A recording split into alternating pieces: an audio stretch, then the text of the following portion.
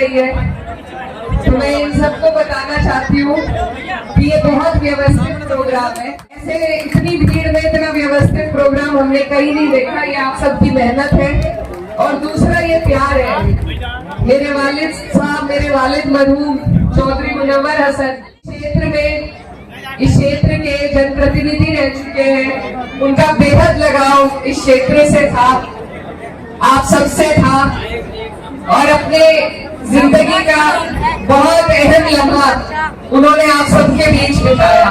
काम मुझे लगता है मेरे वालिद मरहूम ने अपने खून पसीने की मेहनत से आप लोगों के बीच किया है। इतना तो कैराना में भी नहीं किया। तो वो प्यार था आपके लिए उनका, और आज भी वही जुड़ाव है, वही लगाव है और उन्हीं रिश्तों के ताल्लुक से मैं आपके बीच में आई हूँ।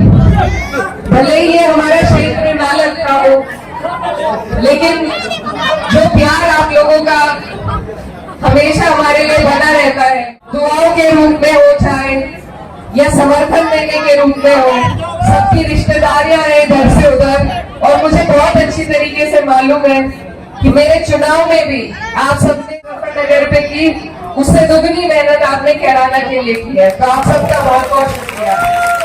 और इस प्यार को, इस ताल्लुक को इसी तरीके से आपको और हमें मेरे वालिद की इस मोहब्बत की विरासत को आगे बढ़ाना है, आगे लेकर चलना है। मैं वादा करती हूँ कि जहाँ आपको मेरी जरूरत पड़ेगी, मैं कंधे से कंधा मिला के आपकी हर परेशानी में, आपके हर दुख सुख में आपके बीच रहूंगी। अब जिस प्रोग्राम के लिए हम यहाँ पर आए हैं, उसके बारे में भी मुझे जो जानकारी हासिल हुई कि एमजेएफ ट्रस्ट लगभग बहुत मेहनत आप लोगों के बीच कर रहे हैं और जिस तरीके का काम एमजेएफ ट्रस्ट कर रहा है, इस तरीके के काम की पूरे समाज को, हर व्यक्ति को जरूरत है।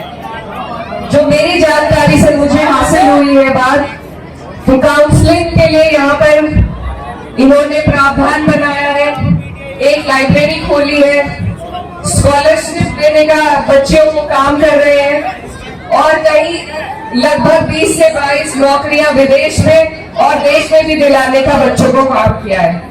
तो ये बहुत महत्वपूर्ण चीजें हैं। मेरी तरफ से आप एक बार इनके लिए तालियां बजा दें। अगर समाज में हमें कोई बदलाव लाना है, कोई परिवर्तन लाना है, तो वो सिर्फ तालीम और शिक्षा के माध्यम से ही लाना संभव है। तो अगर हमें कहीं मेहनत है, हम सबको मिलकर अगर कहीं मेहनत करने की जरूरत है, तो वो शिक्षा की फील्ड में, तालीम की फील्ड में अपने बच्चों को आगे बढ़ाने की जरूरत है। और जब लोग, समाज के जो बेहतरीन लोग हैं, जो खुद हमारी डॉक्टर नाज़िमा साहब जैसे लोग जब आगे बढ़ के अपना कीमती वक्त, अपनी जिम्मेदारी, अपनी जो प्रोफेशनल जिम्मेदारी है उससे अलग हटकर जब अपना कीमती वक्त आप लोगों को दे रहे हैं, तो आपसे मेरी गुजारिश है कि आप लोग भी उनका साथ दें, जाना बचाना उनके साथ खड़े हो और ये जो मुहिम है, जो तालीम की मुहिम है, इसे आगे लेकर चले। इल्म ही वो रोशनी है जो हमें जहालत से बाहर निकाल सकती है, हमारे बच्चों को बेहतर मुस्तकबिल दे सकती है। हमारे लिए कोई नेता या कोई अधिकारी कुछ करे ना करे, लेकिन हमें खुद वो ताकत होनी चाहिए कि हम अपने पैरों पर खड़ा हो। ताकत आपको सिर्फ इल्म से मिलेगी, सिर्फ तालीम से मिलेगी।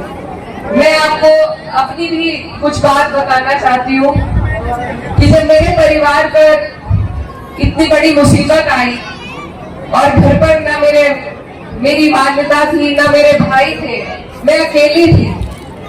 कहने को मेरे पास बहुत बड़ी लेगेसी थी, मेरे वालिद साहब का नाम था, लेकिन जो हिम्मत और जो हौसला तालीम से आता है, उसका और कोई बदल नहीं है। तो इसलिए ये मेरे खुद के एक्सपीरियंस से मैं आपको बताना चाहती हूँ, अगर मेरे पास तालीम ना होती, मेरे पास मेरे वालिद का भी नाम रहता, लेकिन मैं आगे नहीं बढ़ सकती थी।